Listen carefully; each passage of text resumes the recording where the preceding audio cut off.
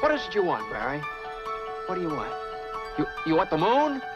Just say the word and I'll throw a lasso around it and pull it down. Ladies and gentlemen, boys and girls, dying times here. Come with me if you want to live. That's it, man. Game over, man. Game over. The Force will be with you, always. Ladies and gentlemen, welcome back to 20th Century Geek. I'm your regular host, Scott Weatherly. Now, the regular show that was due to be aired this evening has been put back. This is due to technical reasons and a number of things, but it also has given me an opportunity. 20th Century Geek is back on Patreon. We do have a Patreon page and we have supporter tiers if you want to go on there. So please do. We are on Patreon. Just go into Patreon, search for 20th Century Geek. And what we're producing on there, or what I should say I am producing on there, is going to be a monthly podcast. A new monthly podcast just called 20th Century Geek 30-Minute Thoughts. This is quite literally going to be my thoughts for 30 minutes on a chosen geeky subject. Now, this could be anything from a comic to a movie, a short story, an entire author's work, a number of things. How will that be chosen? Well, every month there is going to be a poll. And if you are in the certain tiers, you will be able to vote in that poll to help choose what I talk about each month. In addition to that, in the top tier, there is going to be a further poll. Every quarter, that's 4 times a year, there will be a poll that will decide what show I do on the main feed. So one of the shows that you hear, or I should say 4 shows a year that you hear on this feed, will be chosen by my Patreons. And I really appreciate everyone's support. So whether you are just retweeting my show, whether you are going to go onto a podcast provider and leave a review, which also I really, really appreciate, so if you could do that. Or if you do come over to the Patreon page and if you do join one of the tiers, everyone gets to hear the podcast, and the further up you go, the more engagement and the more involvement you can have in how that develops. So why is this special today? Well, I thought I would take the opportunity to do a main feed 30-minute thoughts. Now, this isn't going to be a repeat. This isn't me giving something away from the Patreon. This is literally going to be a specific show for the main feed, an example of what it's going to be like. Now, that could entice you and make you want to do some more, make you want to come onto the Patreon and hear me talk for 30 minutes. Or it may mean that you actually just leave this podcast for dust entirely. I don't know. But that is what I'm going to do. Now, what I should say is today we are going to be talking about Green Lantern issue 76 from April 1970. Now, I've chosen this for 2 reasons. To really just honour Denny O'Neil, who passed away recently, but more so just to acknowledge that his politics and how progressive and aggressively progressive he was in helping support causes, in many, many ways, within the comic book industry and within society in general. And this is the first issue of what has become known as the story arc Hard Travelling Heroes. It's the first issue that where the magazine, the Green Lantern magazine, became Green Lantern Green Arrow. And it's the start of some of this politics coming out. Now, this issue in particular, which we'll get onto in a sec, is very prescient for what is going on in the world at the moment. And I just thought it was worth talking about. So that's what we're going to talk about today. I will tell you more about the Patreon 30-minute thoughts at the end. So I have with me the issue, I have with me my notes, and I have with me a stopwatch. So let's make sure that it's 30 minutes, because, I'm nothing if not accurate. Depends who you ask. I did have a stopwatch, can't find it on my phone now. There we go. And clock. Video. Stopwatch. Right, ladies and gentlemen, that was just me meandering there for a couple of minutes. Okay, so this is going to be 30 minutes, 30-minute thoughts on Green Lantern 76. So please, let's see how this goes. Green Lantern 76, released in April 1970, is called No Evil Shall Escape My Sight, written by Denny O'Neil and art by Neil Adams. A quick overview of the plot. Green Lantern witnesses a gentleman being harassed by some guys outside a tenement building. GL swoops in to make the rescue successfully, only to be confronted by Green Arrow and the truth of how the gentleman is a landlord and treats his tenements badly, aiming to evict them all. On the building roof, GL is asked by an elderly black man why has he spent so much time saving others, so much so that he hasn't given them any help at all. Later, Green Lantern is reprimanded by the Guardians when he confronts the landlord. While GL is given space-based busy work, Green Arrow confronts the landlord, arranging a late-night meeting for money. At the night meeting, 2 gunmen try to kill Green Arrow, unsuccessfully. Accompanied by the returned GL, the 2 green heroes form a plan to bring down the Fat Cat landlord using the law. In the epilogue, Green Arrow espouses about how there is something rotten with America, but it is worth saving. He accuses the Guardians of sitting in an ivory tower while meddling in humanity.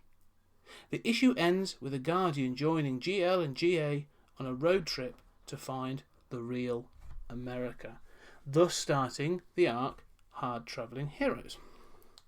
So, what are my thoughts on this? Well, first off, let's acknowledge this is really more about Denny and Neil, but you can't talk about these issues without acknowledging the art by Neil Adams in these issues. It's wonderful. I mean, this is 1970. We've just coming out of sort of an era of art that is, good for its time. You know, you get some good artists in this, but it's always very blocky. It's very sort of stilted. And to me, I always think that Neil Adams' art is a revelation. I mean, he comes from advertising initially and doing that kind of drawing and that sort of, and it gives his art a realism and fluidity that I just think is astounding. His characters emote, they are. I mean, he uses them as actors. I find that for me, Neil Adams' most modern equivalent would be someone like Greg Capullo, in that he can create characters and situations, and sort of scenarios and scenes that contain incredibly realistic elements, like faces, expressions, the way clothing hangs, or just the way people are stood. Looks incredibly natural and yet it never looks overly. What's the word I'm looking for? It looks real, but not too real. It's holding that fine line of being comic book, but having incredible detail and incredible fluidity. Just the movement of the bodies. I mean, I'm looking through the book now, and there are several pages. The close-ups of the faces, especially, are fantastic. And the things I always find incredible is, maintaining those visuals and the features of a face, in different angles and stuff. He's superb at it. But also in close-up, things like hands and small details, like, in rooms and things. Neil Adams' art is fantastic. I can look through these books endlessly. I mean, his work in Green Lantern is great, but you can also think of his work in like Batman. I think that's one of the ones people think about the most. He reinvented Batman to be that sort of more slender, gymnastic kind of character, and it shows in this. Just fantastic. Anyway, so that's the art. So I just want to say Neil Adams' art is wonderful, and it should never ever be undersold. So let's get onto the story, though. Let's get onto this idea of what is this about. So the big key factor in this is, this is clearly a statement. It's been used as an analogue for a commentary on the poor and minorities in America in 1970. So some of this is going to ring incredibly true and close to home for 2020. This is 50 years ago. That's something to point out. This issue came out 50 years ago. And so not only am I talking about art that's 50 years old, which is incredible, I'm actually talking, so yeah, 70, so 18, 90, 2000, 2010, yeah, 2020, so 50 years ago. Just have to check. And this story just rings so true. It just goes to show how little has changed. The whole point of the issue is this notion of the rich. In the book, the landlord is incredibly rotund. He's a fat guy, and that's obviously for a purpose. That's a reason for that. And this again comes to the art stylings of Neil Adams, which has clearly been a discussion between Neil Adams and Denny O'Neil. This idea of him being the fat cat landlord, like he is supposed to be that archetypal, wealthy, never done a hard day's work kind of person. That's the point. Fine, again, it looks the part. He's supposed to represent the rich. I mean, I don't know if there was the 1% back in the 70s. Don't know if that existed then. But that element, the wealthy, and it's the fact that the wealthy then use and abuse the poor to make themselves wealthier. So in this book, the fat cat landlord is looking to sell the tenement building to make it into a car park, because for him that can make more money than these people that usually either can't pay their rent, or the rent is so low that it's not really worth doing anything with the building. You then get this notion added on to that of GL being a tool of an elite, detached from reality of what's going on in life on the streets. It's right from the beginning. I mean, it shows this notion, and it's atypical of what is going on today. This scuffle that is going on outside this tenement building, the fat cat landlord, I'm going to keep calling him that, is being shoved to the ground by one of the scruffy looking tenants of the building, and so he assumes that it's the guy in the suit, the portly gentleman, that is the victim. He instinctively and straight away goes to his defence. Like he literally jumps in to defend him. That's what he's doing. He comes in, jumps in, and the irony of it, he sort of helps him. He's like, are you all right, sir? The square-jawed hero, shoving the poor aside and literally trying to put them in their place. And when they rebel, he doesn't want to take it. I mean, there's a great sort of couple of panels that really sort of like are done for almost comedic value, but speak volumes. Sort of Green Lantern. I've got it here in front of me. Green Lantern saves the guy, and sort of says, "You all right, fella?" Sort of. This is that post sort of 60s, era. So it's just like, just fine, Lantern. Thanks to you, but another second and that kid could have hurt me. You're my kind of Lantern. More guys like you, this world would be a better place. And again, it's that thing of like, Lantern, the GL thinks he's doing the right thing. He is instinctively gone, you're the person being shoved to the ground, so therefore you are the victim, which is fine. His response to this is great. That when called out, Green Lantern turns and sort of says, "This is over. There's no need to thank me, people. I was just doing my duty." And that's it. He is doing his duty. And, when he is confronted by that, it almost confuses him. He's almost sort of taken aback. It's like, well, I was just doing what I thought was right, But what he's right is based on his prejudices. His prejudices state that this is the person that right is the wealthy person that looks like they know what they're talking about. And the person in the wrong is the scruffy younger person. So this is very much now getting to this thing about police prejudices and police brutality. Now I say police brutality because yes, this is a comic book. Not only is that it's a superhero comic book, so there's gonna be punching and fighting because that's always what happens. However, the thing that's more interesting to this is Green Lantern is one of the most powerful characters and superheroes in the DC universe. Like, with that power ring, he can do anything. Really, he's got it's just whatever he wills, the ring will create. And whilst these sort of tenants are throwing things at him, and he's sort of it's the jokey way he protects them with a sort of a green umbrella. But when he gets one of these guys within reach, like Green Lantern grabs him and is threatening to pummel the guy. Like that's his go-to. And I know this is a superhero thing, but this is his go-to.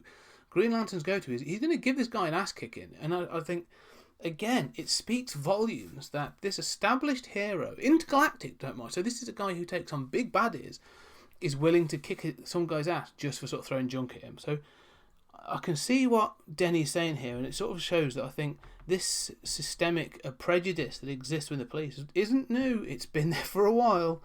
And it's sort of that thing, he is, to him at least, as a law enforcement official, whether it be district or intergalactic, he is working to the letter of the law.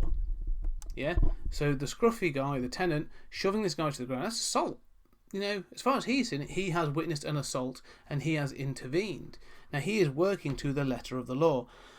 And this is where Green Arrow confronts him for this, because he's about to pummel this poor lad. And Green Arrow sort of says to him, if you're going to touch him, you're going to have to touch me next, basically. Which, that sounds dirtier than I mean it, but I think it's literally the wording that they use.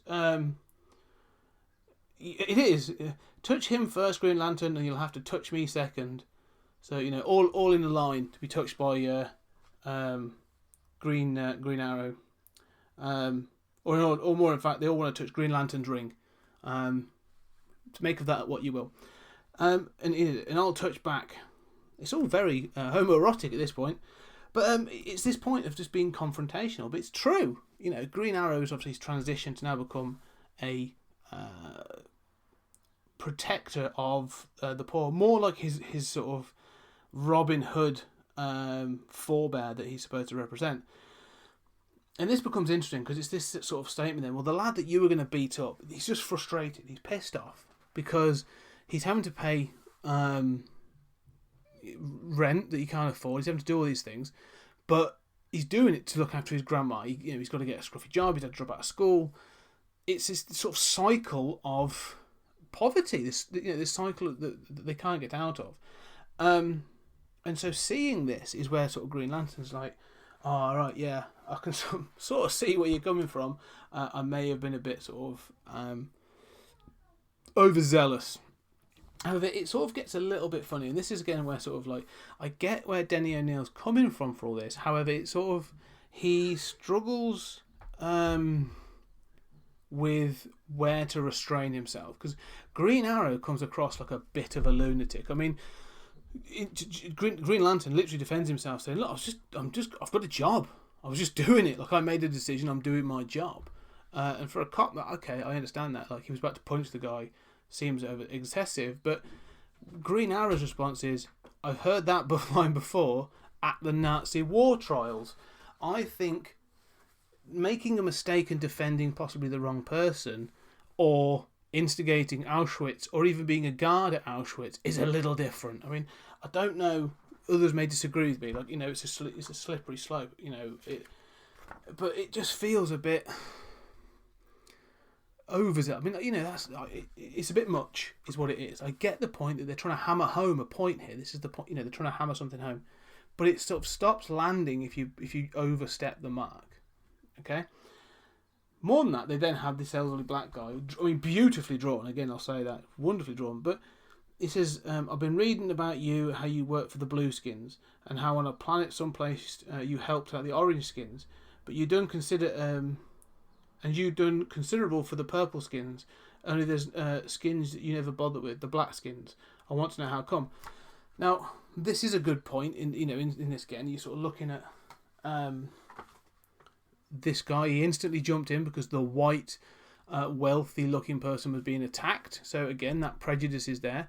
The GL hangs his head in shame and says, "I can't do that."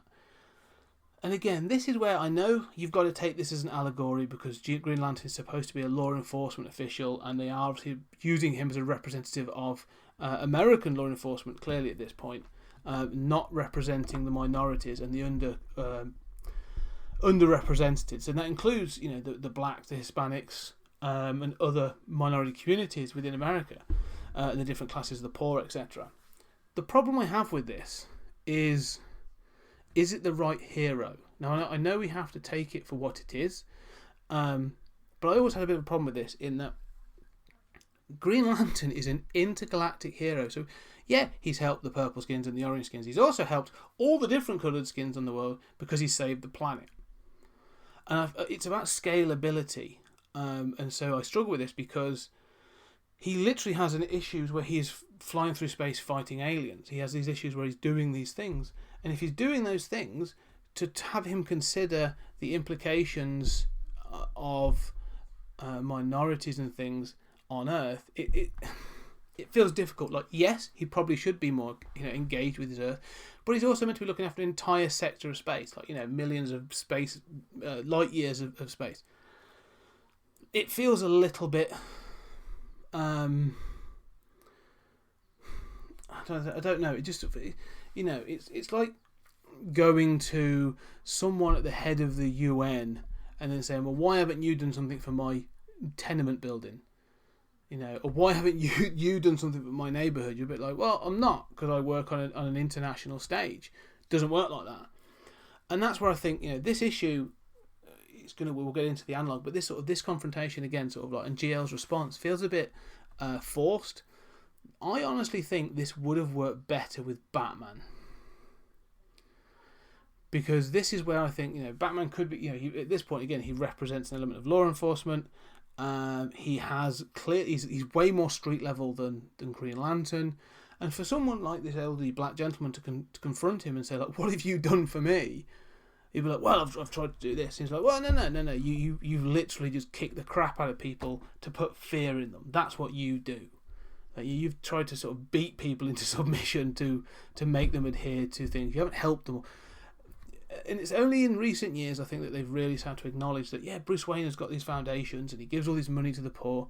Yeah, but he still puts on a back suit and goes out to beat up people that he determines are criminals. Okay? If he was to have intervened and done the same thing as what Green Lantern did, he wouldn't have just picked up the guy and threatened him. Like, he would have decked all these poor lads outside the tenement building. And I think that would speak louder today, that this prejudice, because he's literally one of the 1%. Like, he's an ultra rich guy. Rich nutter puts on a suit and goes out and beats up poor people. Right, don't get me wrong, I love Batman. All right, I'm a big Batman fan, but it's still true. Okay, that's what it comes down to.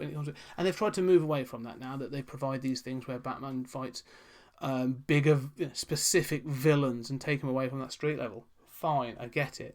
But the same with GL. So it works as an analogue for the police in law enforcement, but again, when you're looking at scalability, then it starts to sort of fall on. The fact that Green Arrow is actually doing it and representing these people is great, and I love that, because that is where he should be. Like, he's given up his wealth, he's given up his position and his status in order to represent these people and these groups and these sort of like the down and outs and the underrepresented. That to me is wonderful, because that's who should be doing this. That's how it should work. So that sort of just seems like a good thing. It's like, it works as an overall thing, but that confrontation feels a little bit forced to me. The second half of the story does start to sort of fall together, because it then becomes about this confrontation with the fat cat lawyer. GL just sort of confronts him by saying, like, just be better. Like, how can you do this to people? And it comes down to money. I can make more money by doing this. And this is where we start to get this analogue of GL as a sort of a tool of an elitist organisation. So you've got the Guardians of the Galaxy, the Guardians of the Universe, are there, and they do sort of interfere, and they do intercede, and basically give Green Lantern direction. How can you do this to your brother human? And he's like, well, he's not my brother. He does not represent me. He's not one of me. Is what Green Lantern comes back with, and so they give him busy work as a punishment. But it's true. That they represent the government body, the government organisations, whether it be at local council level or at national government level, basically saying, we will give you the direction. And this is what we are seeing now in a lot of sort of these countries. I mean, America obviously clearly the most, but even in Britain and France and these other countries, like we are in Germany, wherever there has been a Black Lives Matter protest, there has clearly been police working under direction. Now, as can be shown with Green Lantern, when you confront these people on an individual level, I'm sure that you can have a worthy and solid discussion about pros and cons of the way of protesting versus, aggression and all these other things, and they will listen and they will sort of talk back. However, when they're being used as a tool, because that's what happens with this, in the issue, Green Lantern is given the opportunity to become an individual. Like, he wants to see this as an individual. But when they are as a force, when they are there as an, especially when you start to remove, the ones that was in America, there was the guys that were the jail riot police were there, all in their riot gear, no insignias, nothing to identify them. That to me is terrifying, because that's when people get lost in a crowd. It's like that experiment, which I can never remember the name of, and there's probably people listening to this now that are screaming the name of this experiment now, where there was the prisoners versus the guards in the university, in the college in America. And the guards, because they had the mirrored sunglasses and the uniforms, and they were there as a group, started to really abuse these poor people they had as prisoners. Like, it was stopped because of it. And that's the sort of thing that, you would actually see. But also, when you detach a government body, you distance it from reality, even with the best of intent.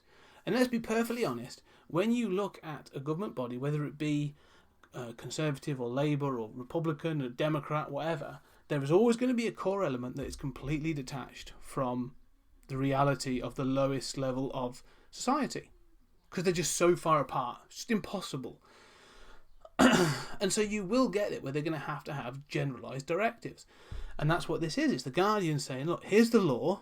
You enforce the law. It is not for you to interpret the law. It is for you to enforce the law. And that, I think that's where it sort of comes into. I like the fact that in this book, after two confrontations, like GL loses his temper with the guy and gets reprimanded for it by the Guardians. Again, the Guardians defending the wealthy white guy, which I think is quite interesting. Also, I would say that when you when they see the Guardians, yes, they're all blue, but let's not kid ourselves. They look like a bunch of old white guys. This is a group of aging white guys sat around deciding the future and how the world should, or the universe should actually be run. So it's not too far from reality. But what I like is then Green Arrow obviously confronts him as well. And both of them try to resort to an element of violence, but when that doesn't succeed, they do turn to the law. Now, it's a bit of a sting operation, which, again, I'm not sure how legal that is, but they turn to the law, and the law enforcement is what catches the fat cat in the end. So it shows that there is a right way of doing these things. So you do get the payoff that actually there is justice. There can be justice. You just have to, as long as you are willing to do the right things and engage with the right people, there can be justice, which I think is great. Now, it should go on from there to really sort of say about how they then deal with the tenement building. They don't, but it's a single issue comic. It's not a whole book. What's more interesting to me though is the end of the issue. There's an epilogue, and again, after all of this, Lantern is confronted by the Guardians to be reprimanded finally for disobeying them. And Green Arrow confronts them and provides this sort of monologue about how the country has been corrupted. There's a moral cancer burning through the country. And it's really interesting that sort of he obviously feels that he's given up his wealth to represent the country. So he says, listen, forget about chasing around the galaxy and remember America. It's a good country, beautiful, fertile, and terribly sick. Now, what I would say is this is very America eccentric. It's an American comic for an American audience, and I appreciate that. But again, great writing would have sort of said, right, forget running around. Remember Earth. It's a good planet. You could have kept it at that level, because it's not just America where these prejudices and everything existed. It's all over the planet. He then sort of cites the assassination of Martin Luther King Jr.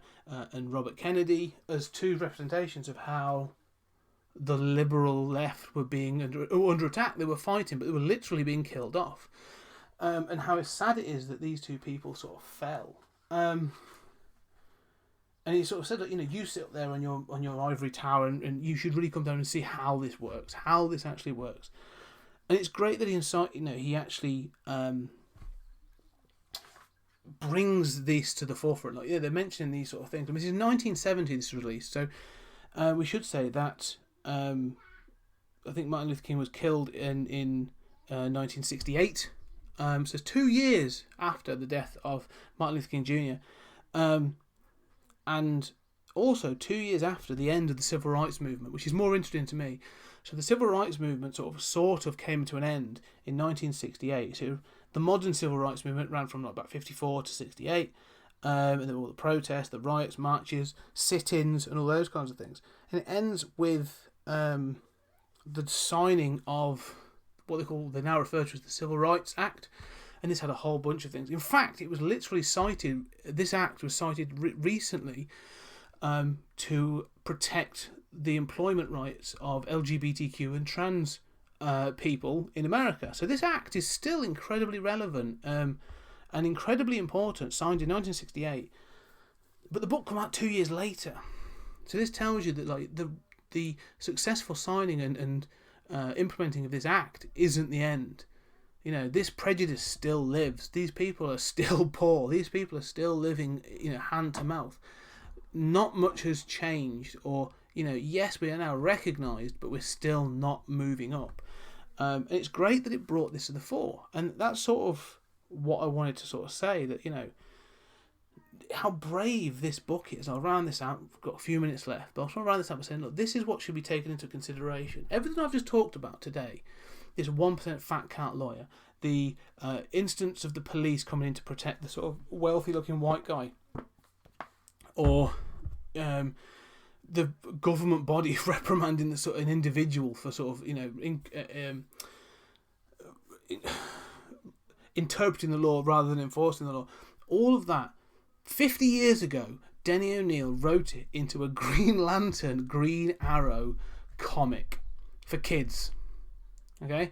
So when you hear people moaning about Sesame Street, I'm not making it good, but when you hear about people moaning about Sesame Street trying to teach kids about racism, right, today on CNN or wherever, remember in 1970, Denny O'Neil wrote a comic in which he tried to confront kids through superheroes. I still think it was kids reading comics at that point, about the social ills of the world, social class segregation, racial prejudices, the fact that law enforcement can be good, and following the law can be good, but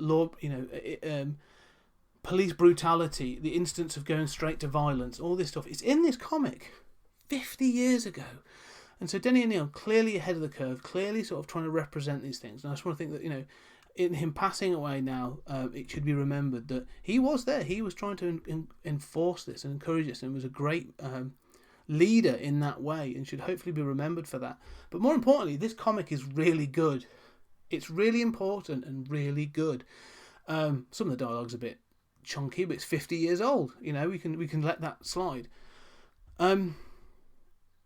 I honestly think that you should go and seek this. If you want to understand what's going on today, or you want some of your kids to understand what's going on today, I honestly think that taking someone and going, look, here is Green Lantern issue 76 from 1970, give it a go. Have a read of this. This will give you a bit of an inkling into what is going on in the world and why people are frustrated and why this is still here. And then have that conversation and say, this is half a century ago. Why is it still there? Why do we still have these prejudices? The world has changed. We've advanced. We are better. But why are we still having these conversations? I just think that's worth having. And there we are. That's 30 minutes, ladies and gentlemen. That has been 30 minutes. My thoughts for 30 minutes. For whatever it's worth, I hope you enjoyed it. I really enjoyed going back and having a think about this issue. And I do feel it's incredibly prescient. So I'm going to shut up about it now. That was my 30-minute thoughts. But that's the kind of thing you're going to get on the Patreon. Every month, 30-minute thoughts on something. It's not always going to be as politically charged or as sort of socially relevant as that one. It just felt important to talk about that at the moment because of what's going on, and also with the passing of Denny O'Neil. However, I'm still going to be getting a bit deep in comics, because the choice for the first Patreon podcast, 30-minute thoughts, is Sandman, Neil Gaiman's Sandman issue 1, and there are some great stuff in there. So to all my Patreons, to all my patrons that are out there listening now, first off, Really appreciate you all. Really, thank you so much for your support. And it's coming your way. This time next week, it will be there. And hope you enjoy it. For those that aren't interested, or if you enjoyed this podcast, well, firstly, if you enjoyed this podcast, keep listening. Do what you do. Listen to this podcast. If you've never listened before, go back and check the other podcast. There are some amazing things in the back catalogue. But more importantly, leave a review on the podcast catcher in which you listen this to. It really helps the show get up the rankings, makes more people aware of us, blah, blah, blah, blah. All that good stuff. Find us on Twitter, at 20th Century Geek. Come and say hello. Engage with me. Come and talk to me. I love talking to anyone who's listening to shows. And if anyone has got any questions, or you want to disagree with me on this issue, come and have a chat. That's what it's all about. Let's engage. Let's talk. But of course, as I say, we have a Patreon. It goes up quite simply. It's all in pounds because it makes it easier for me to understand. At £5 every month, you will get a 30 minutes thoughts, as well as a chance to engage and talk with me. For £7, you will get to not only get to the podcast 30-minute thoughts, you will also get to vote on the poll as to what I talk about for that month. And then for £10, you get the podcast anyway. You get to vote on what the subject matter is for that monthly podcast. But also, once a quarter, you will get a chance to vote on a subject for this mainstream podcast. So, go check it out. Have a look. Ask people what they think. In the next episode, I'm going to give a shout out to all the podcasts, all the Patreons as well. So, thank you very much. I hope you've enjoyed this. It's been short and sweet, but that's been 30-minute thoughts. And so next week, or next podcast, I should say, the next episode, we're back to the regular schedules. We're going to be jumping back in with the Pulp Hero retrospective. And the first episode, it is Dick Tracy with Warren Beatty, Sam Raimi's Darkman, and then the Disney's The Rocketeer. That's the first episode. So looking forward to that. So ladies and gentlemen, thank you very much for listening. I hope to talk to you on social media or in any way. And also, please leave a review and check out the Patreon. Thank you guys, and I'll speak to you again soon.